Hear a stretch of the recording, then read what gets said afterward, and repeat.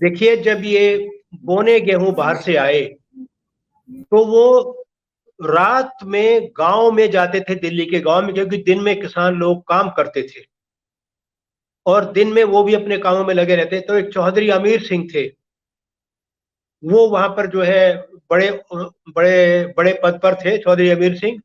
वो उनको लेके रात में जौनती विलेज में जाते थे और वहां वो किसानों को समझाते थे, बताते थे। तो इससे पहले वो बीज कहाँ से लाया, क्या हुआ, आपको पता होगा कि भारत रत्न स्वर्गीय श्री शिव सुब्रमण्यम वो कृषि मंत्री होते थे।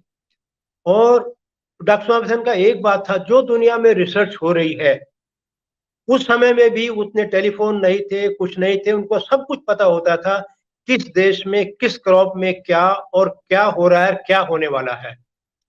तो ये तो हमें पता ही था कि भाई हम जो है हमारे पास खाने की कमी हो गई थी पूरे ही एशिया में। हमारे यहाँ भी खाने की बहुत कमी थी। तो मैक्सिको गए, मैक्सिको वहां से उन्होंने देखा सब कुछ।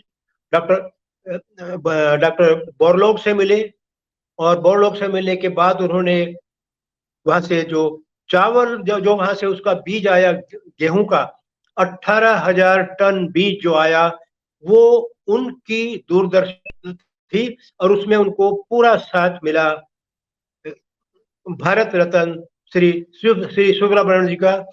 और जो बाकी जो है और भी सब जो और लेवल पर थे, सब ने उनको हेल्प किया। और हम 18,000 टन जब बीज आया और वो बीज किसानों को दिया गया, फैला, तो वो जा जाके उन्होंने फिर जो है किसानों से जाके मिले। उन्होंने फ्रंट लाइन डेमोन्स्ट्रेशन लगाए, बड़े बड़े उन्होंने वो फिर उन्होंने किसानों को बड़ी ट्रेनिंग दी, बुलाया और वो गांव गांव में गए, पंजाब में, हरियाणा में, पश्चिम उत्तर प्रदेश में। और उन्होंने जो है वो चावल का जो उसको गेहूं का जो वो हुआ, उसमें जिसे कहते हैं हरित क्रांति गेहूं में वहां से आई। फिर जब बात आती है चावल की, चावल में उन्होंने जो IR8 किस्म, इससे पहले वो टाइचुंग 81 आ गई थी ताइवान से, उसके बाद में उन्होंने IR8 लाए।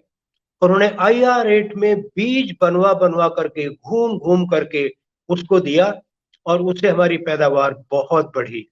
और उसके बाद फिर क्या किया उन्होंने, जो उनका गेहूं का जो ब्रीडिंग प्रोग्राम था, वो गेहूं के वो सारे ब्रीडिंग प्रोग्राम सभी क्रॉप्स में सुबह उठ करके दफ्तर जाने से पहले सब खेतों में घूम के आते थे और वैज्ञानिक वहां उनको मिलते थे, वैज्ञानिकों से पूछते थे, उनको समझाते थे आगे उन्होंने कैसे बढ़ना है। और इसलिए जो है वहां पर जो है पहले गेहूं की ऐसी ऐसी प्रजातियां बनी जिन्होंने पूरे ही देश में वो फैली और उसमें उसमें हरित क्रांति आई गेहूं में।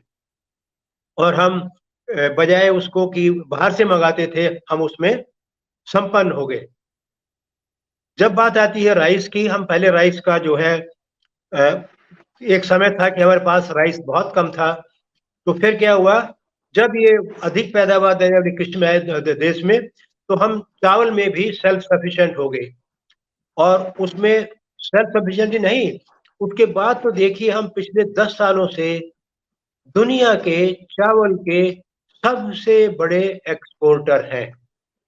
तो ये सब कुछ जो हुआ, ये सब उनके देख रेख, उनका मार्गदर्शन, उनकी प्रेरणा और उनका हौसला बढ़ाई, ये सब उन्होंने किया। अगर ये वीडियो आपको पसंद आया है तो इसे लाइक ज़रूर करें।